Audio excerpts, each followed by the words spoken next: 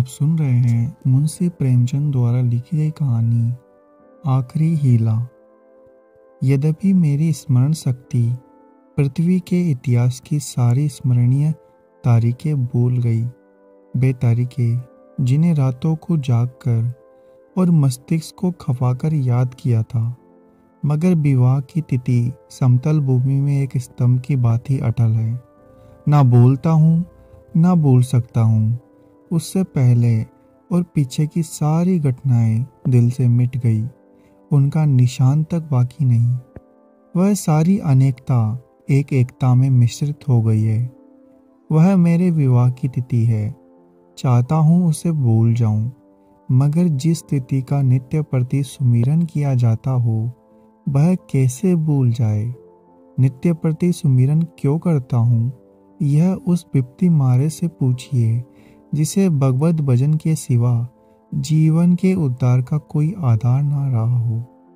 लेकिन क्या मैं वैवाहिक जीवन से इसलिए भागता हूँ कि मुझ में रसिकता का अभाव है और कोमल वर्ग की मोहिनी शक्ति से निर्लिप्त हूँ और अनासक्ति का पद प्राप्त कर चुका हूँ। क्या मैं नहीं चाहता कि जब मैं सैर करने निकलूं तो हृदयेश्वरी भी मेरे साथ विराजमान हो, विलास वस्तुओं की दुकानों पर उनके साथ जाकर थोड़ी देर के लिए रसमय आग्रह का आनंद उठाऊं। मैं उस गर्व और आनंद और महत्व को अनुमान कर सकता हूँ जो मेरे अन्य भाइयों की भांति मेरे हृदय में भी आंदोलित होगा।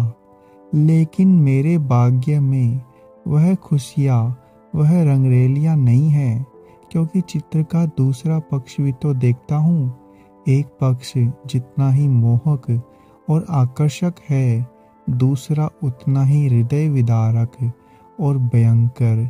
शाम हुई और आप बदनसीब बच्चे को गोद में लिए तेल या ईंधन की दुकान पर खड़े हैं। अंधेरा हुआ और आप आटे की पोटली बगल में दबाए हुए गलियों में यूं कदम बढ़ाए हुए निकल जाते हैं मानो चोरी की है। सूर्य निकला और बालकों को गोद में लिए होम्योपैथ डॉक्टर की दुकान में टूटी कुर्सी पर आरूढ़ है।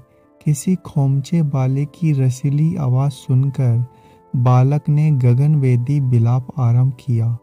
आपके प्राण सूखे। ऐसे बापों को भी देखा है जो दफ्तर से लौटते हुए पैसे 2 पैसे की मूंगफली या रेवड़ियां लेकर लज्जास्पद शीघ्रता के साथ मुंह में रखते हुए चले जाते हैं कि घर पहुंचते पहुंचते बालकों के आक्रमण से पहले ही यह पदार्थ समाप्त हो जाए।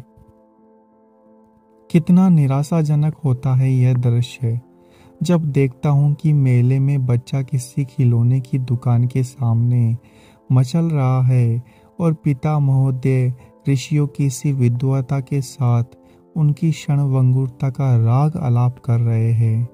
चित्र का पहला रुख तो मेरे लिए एक मादक स्वप्न है, दूसरा रुख एक भयंकर सत्य। इस सत्य के सामने मेरी सारी रसिकता अंतर्ध्यान हो गई। मेरी सारी मौलिकता, सारी रचनाशीलता इसी दाम्पत्य के फंदों से बचने के लिए प्रयुक्त हुई। जानता हूँ कि जाल के नीचे जाना है, मगर जाल कितना ही रंगीन और ग्राहक है, दाना उतना ही घातक और विषैला। इस जाल में पक्षियों को तड़पते फड़फड़ाते देखता हूँ, फिर डाली पर जा बैठता हूँ। लेकिन इधर कुछ दिनों से श्रीमती जी ने अविश्रांत रूप से आग्रह करना शुरू किया है कि मुझे बुला लो। पहले जब छुट्टियों में जाता था तो मेरा केवल कहाँ चलोगी कह देना उनकी चित्त शांति के लिए काफ़ी होता था। फिर मैंने झंझट है कहकर तसल्ली देना शुरू की। इसके बाद गृहस्थ जीवन की असुविधाओं से डराया, किंतु अब कुछ दिनों से उनका अविश्वास बढ़ता जाता है। अब मैंने छुट्टियों में भी उनके आग्रह के बेस से घर जाना बंद कर दिया है कि कहीं वह मेरे साथ ना चल खड़ी हो। नाना प्रकार के बहानों ने उन्हें आशंकित करता रहता हूँ। मेरा पहला बहाना पत्र संपादकों को जीवन की कठिनाइयों के विषय में था। कभी 12 बजे रात को सोना नसीब होता है, कभी रात जगा करना पड़ जाता है। सारे दिन गली गली ठोकरें खानी पड़ती है।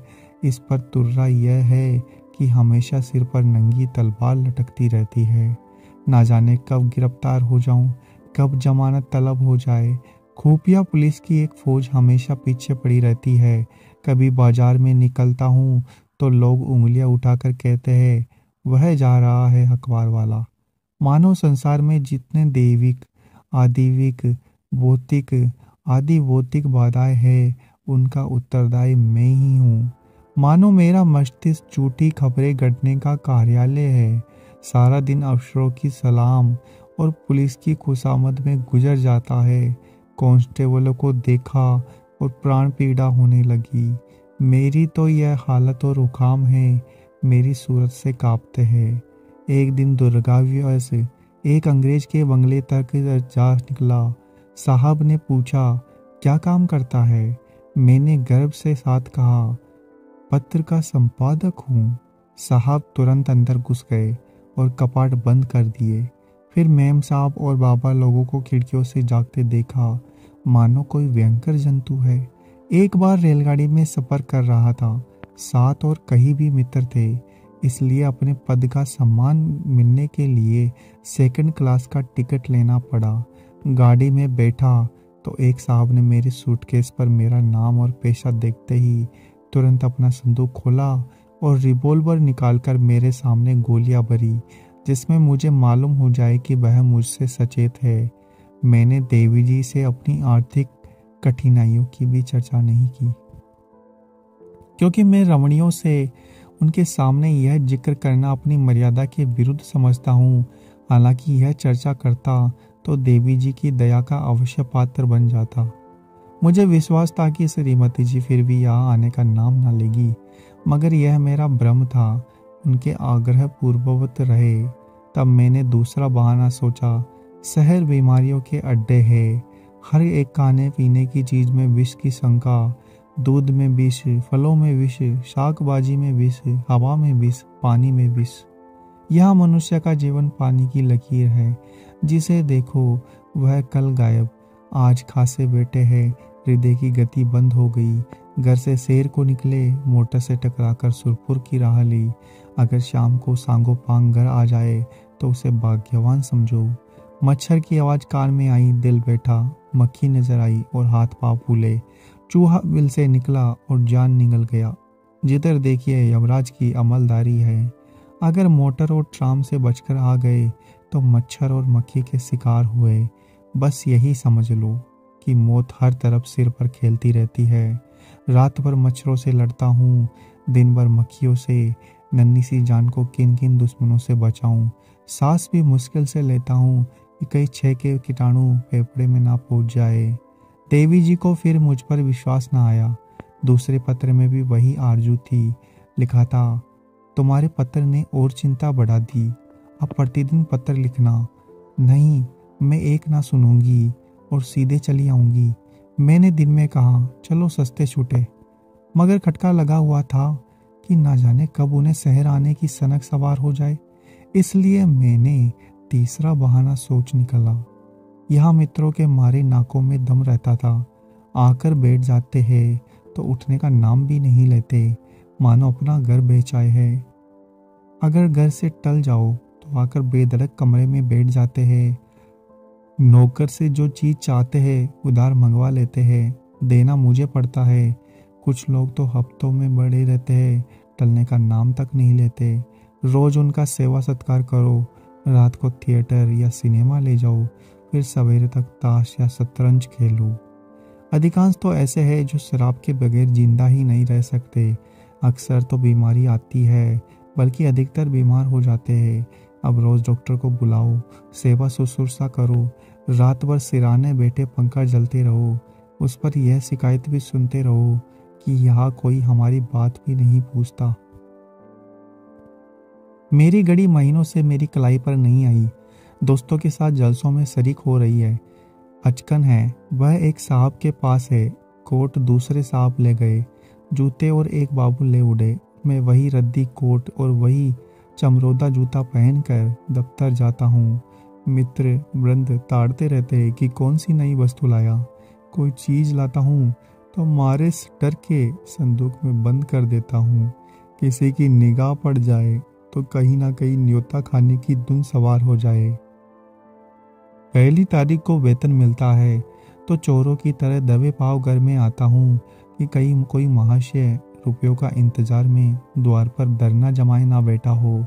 मालूम नहीं उनकी सारी आवश्यकता पहली ही तारीख को बाट क्यों जोती रहती है। एक दिन वेतन लेकर 12 बजे रात को लौटा, मगर देखा तो आधे दर्जन मित्र उस वक्त भी डटे हुए थे। माथा ठोक लिया, कितने बहाने करूं, उनके सामने एक नहीं चलती। मैं कहता हूँ घर से पत्र आया है, माताजी बहुत बीमार है। जवाब देते, अजी बूढ़े इतनी जल्दी नहीं मरते, मरना ही होता तो इतने दिन जीवित क्यों रहती। देख लेना 2-4 दिन में अच्छी हो जाएंगी, और अगर मर भी जाए तो वृद्धजनों की मृत्यु का शोक ही क्या, वह तो और खुशी की बात है। कहता हूँ लगान का बड़ा तकाजा हो रहा है। जवाब मिलता है, आजकल लगान तो बंद हो रहा है, लगान देने की जरूरत ही नहीं। अगर किसी संस्कार का बहाना करता हूँ तो फरमाते हैं, तुम भी विचित्र जीव हो, इन कुप्रथाओं की लकीर पीटना तुम्हारी शान के खिलाफ है। अगर तुम उनका मूलोच्छेद ना करोगे तो वह लोग क्या आकाश से आएंगे। गरज यह है कि किसी तरह प्राण नहीं बचते। मैंने समझा कि हमारा यह बहाना निशाने पर बैठेगा। ऐसे घर में कौन रमणी रहना पसंद करेगी जो मित्रों पर ही अर्पित हो गया हो। किंतु मुझे फिर भ्रम हुआ, उत्तर में फिर वही आग्रह था। तब मैंने चौथा हीला सोचा, यहाँ मकान है, चिड़ियों के पिंजरे है, ना हवा ना रोशनी, वह दुर्गंध उड़ती है कि खोपड़ी बनना जाती है। कितनी ही को तो इस दुर्गंध के कारण विषुचिका, टाइफाइड, यक्ष्मा आदि रोग हो जाते हैं। वर्षा हुई, मकान टपकने लगा। पानी चाहे घंटे भर बरसे, मकान रात भर बरसता रहता है। ऐसे बहुत ही कम काम होंगे जिनमें प्रेत बाधाएं ना हो। लोगों को डरावने स्वप्न दिखाई देते हैं, कितनों को ही उन्माद रोग हो जाता है। आज नए घर में आए, कल ही उसे बदलने की चिंता सवार हो गई। कोई ठेला सा स्वभाव से लदा हुआ जा रहा है, कोई आ रहा है, जिधर देखिए ठेले ही ठेले नजर आते हैं। चोरियां तो इस कसरत से होती है कि अगर कोई रात कुशल से बीत जाए तो देवताओं की मनौती की जाती है। आधी रात हुई, चोर चोर पकड़ो पकड़ो की आवाजें आने लगी। लोग दरवाजों पर मोटे मोटे लकड़ी फट्टे या जूते या चिमटे लिए खड़े रहते हैं। फिर भी लोग कुशल है कि आग बचाकर अंदर पहुंच जाते हैं। एक मेरे बेतल्लुक दोस्त है, इसने बस मेरे पास बहुत देर तक बैठे रहते हैं। रात अंधेरे में बर्तन खड़के तो मैंने बत्ती जलाई, देखा तो वही महाशय बर्तन समेट रहे थे। मेरी आवाज़ सुनकर जोर से कहका मारा, बोले, मैं तुम्हें चकमा देना चाहता था। मैंने दिल में समझ लिया कि अगर निकल जाते तो बर्तन आपके थे, अब जाग पड़ा तो चकमा हो गया। घर में आए कैसे थे यह रहस्य है। कदाचित रात को ताश खेल कर चले तो बाहर जाने के बदले नीचे अंधेरी कोठरी में छिप गए।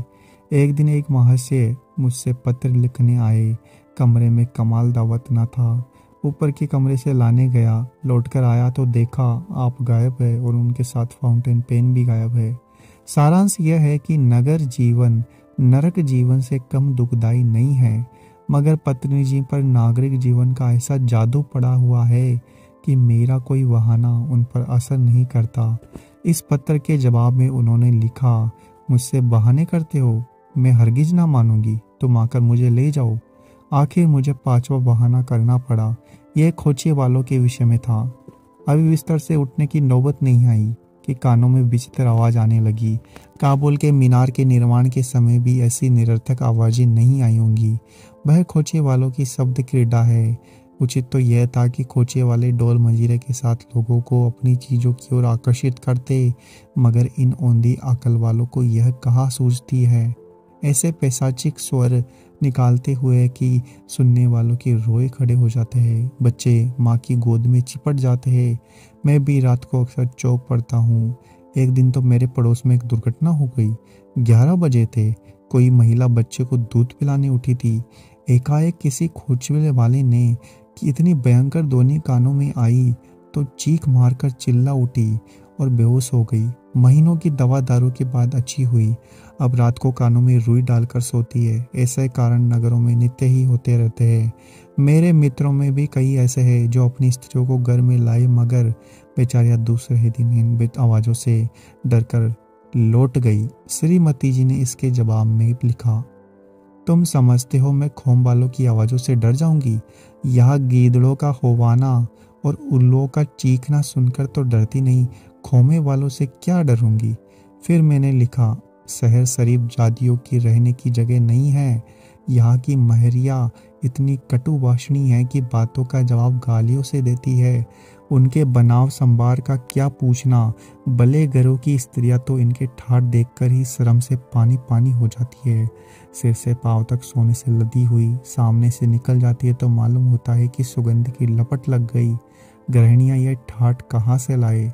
उन्हें तो और भी सैकड़ों चिंतियां है। इन महरियों को तो बनाव श्रृंगार के सिवा दूसरा काम ही नहीं। नित्य नई सज धज, नित्य नई अदा और चंचल तो इस गजब की मानो है, मानो अंगों में रक्त की जगह पारा भर दिया हो। उनका चमकना और मटकना और मुस्कुराना देखकर गृहिणियां लज्जित हो जाती है और ऐसी दीदा दिलेर है कि जबरदस्ती घरों में घुस पड़ती है। जिधर देखो इनका मेला सा लगा हुआ है। इनके मारे भले आदमियों का घर में बैठना मुश्किल है। कोई खत लिखने के बहाने से आ जाती है, कोई खत फाड़ने के बहाने से। असली बात यह है कि ग्रह देवियों का रंग फीका करने में इन्हें आनंद आता है। इसलिए शरीफ जादियाँ बहुत कम शहरों में आती है। मालूम नहीं इस पत्र में मुझसे क्या गलती हुई कि तीसरे दिन पत्नी जी एक बूढ़े कहार के साथ मेरा पता पूछती हुई अपने तीनों बच्चों को लिए एक असाध्य रोग की बाती आ डटी। मैंने बदहवास होकर पूछा, क्यों, कुशल तो हो? पत्नी ने चादर उतारते हुए कहा, घर में कोई चुड़ैल बेटी तो नहीं है? यहाँ किसी ने कदम रखा तो नाक काट लूंगी, हाँ, जो तुम्हारी शान ना हो। अच्छा, तो अब रहस्य खुल गया। मैंने सिर पीट लिया।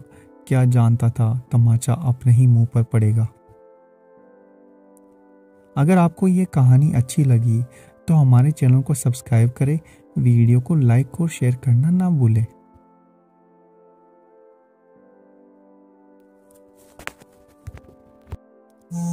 आप सुन रहे हैं मुंशी प्रेमचंद द्वारा लिखी गई कहानी आखिरी हीला। यद्यपि मेरी स्मरण शक्ति पृथ्वी के इतिहास की सारी स्मरणीय तारीखें भूल गई, वे तारीखें जिन्हें रातों को जागकर और मस्तिष्क को खपाकर याद किया था, मगर विवाह की तिथि समतल भूमि में एक स्तंभ की बात ही अटल है। ना भूलता हूँ, ना भूल सकता हूँ। उससे पहले और पीछे की सारी